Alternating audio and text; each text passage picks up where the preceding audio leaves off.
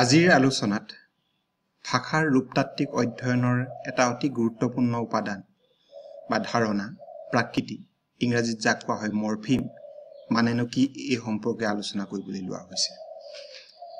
ভাষাৰ ৰূপতাত্ত্বিক অধ্যয়নত প্ৰাকৃতিৰ ভূমিকা অতি গুৰুত্বপূৰ্ণ, কিয়নো ৰূপতত্ত্ব মানেই হৈছে মূলতঃ ভাষাটোত থকা প্ৰাকৃতিৰ স্বৰূপ আৰু শব্দ গঠনত প্ৰাকৃতিৰ ভূমিকা এই সম্পৰ্কে আলোচনা কৰা।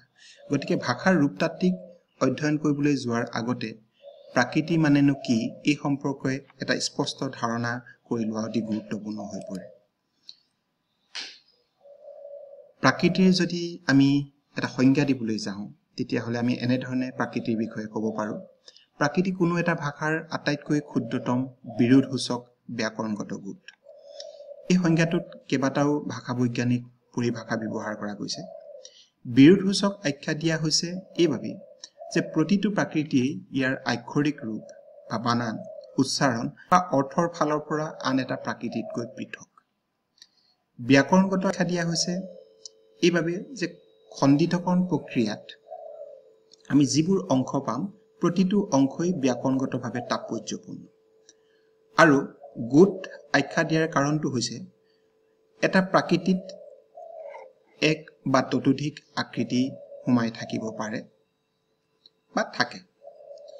এতিয়া যদি আমি এটা শব্দ লওঁ কৰিলো, এই শব্দটো খণ্ডিতকৰণ প্ৰক্ৰিয়াৰে যেতিয়া আমি ব্যাকৰণগতভাৱে তাৎপৰ্যপূৰ্ণ সৰু সৰু অংশত বিভক্ত কৰাৰ চেষ্টা কৰোঁ তেতিয়া তিনিটা আমি অংশ পাম। কৰ, যিটো এটা ধাতু, ইল অতীত কালবাচক প্ৰত্যয় আৰু প্ৰথম পুৰুষবাচক বিভক্তি। কৰ, ইল আৰু এই তিনিটা ৰূপ বা অংশৰ সংযোগত কৰিলো শব্দটো সাধিত হৈছে।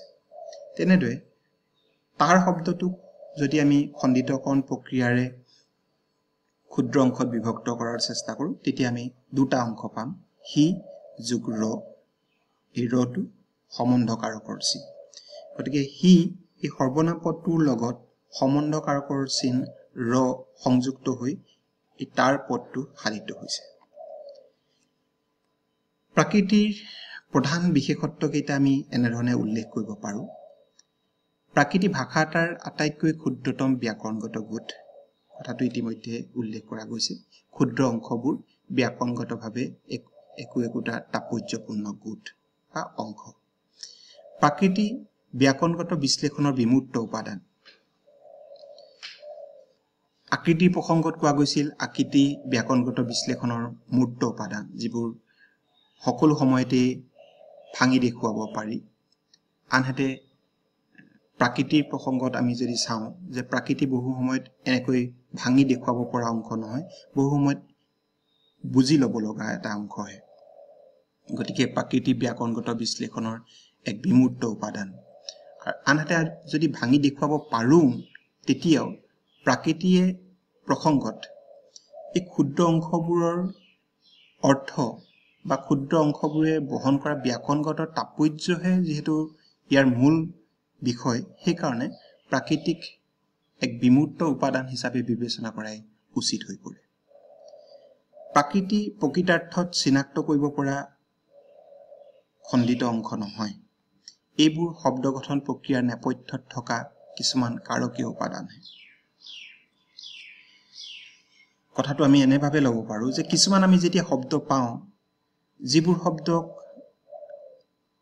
আমি পোনপটীয়াকৈ ভাগ ভাগ কৰি দেখুৱাব নোৱাৰোঁ, ইতিমধ্যে আমি তাৰ শব্দটোকে উল্লেখ কৰিছোঁ, তাৰ শব্দটো আকৃতিৰ দৃষ্টিয়ে বিভক্ত কৰিব পৰা নাযাব। গতিকে তাৰ শব্দটোত এটাই মাত্ৰ আকৃতি থাকিব। আনহাতে আমি যদি তাৰ শব্দ গঠন প্ৰক্ৰিয়াটো চাইছোঁ বা ব্যাকৰণগত তাৎপৰ্য বিশ্লেষণ কৰিছোঁ তেতিয়া আমি তাত দুটা ৰূপ সংযুক্ত হৈ থকা দেখিবলৈ পাইছোঁ। গতিকে এই পৰৱৰ্তী যিটো ৰূপ আমি পাইছোঁ সেইটো একোটা কাৰকীয় উপাদান হিচাপেই আমি বিবেচনা কৰা উচিত হ'ব। একোটা শব্দত নিহিত আকৃতি আৰু প্ৰাকৃতিৰ সংখ্যা ভিন্ন হ'ব পাৰে। ইতিমধ্যে তাৰ শব্দটোতে আমি উল্লেখ কৰিছোঁ।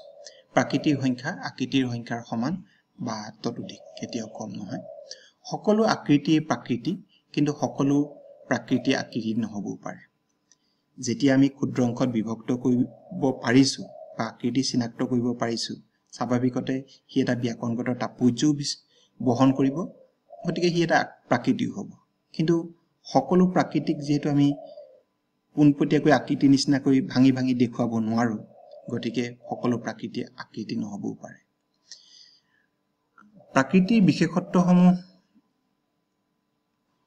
সম্পূৰ্ণৰূপে বুজিবৰ বাবে আমাক অধিক উদাহৰণৰ প্ৰয়োজন হ'ব আগ্ৰহী শিক্ষাৰ্থীসকলক আমি অন্য এটা আলোচনাত আকৃতি আৰু প্ৰাকৃতি সম্পৰ্কে আলোচনা কৰিছো আৰু তাত যথেষ্ট উদাহৰণ উল্লেখ কৰা গৈছে গতিকে আকৃতি আৰু প্ৰাকৃতিৰ পাৰ্থক্য এই অংশটো চাই বা এই ভিডিঅ'টো শুনি আকৃতি আৰু প্ৰাকৃতিৰ প্ৰধান বিশেষত্বসমূহ বুজি ল'বৰ বাবে আমি অনুৰোধ কৰিছো ধন্যবাদ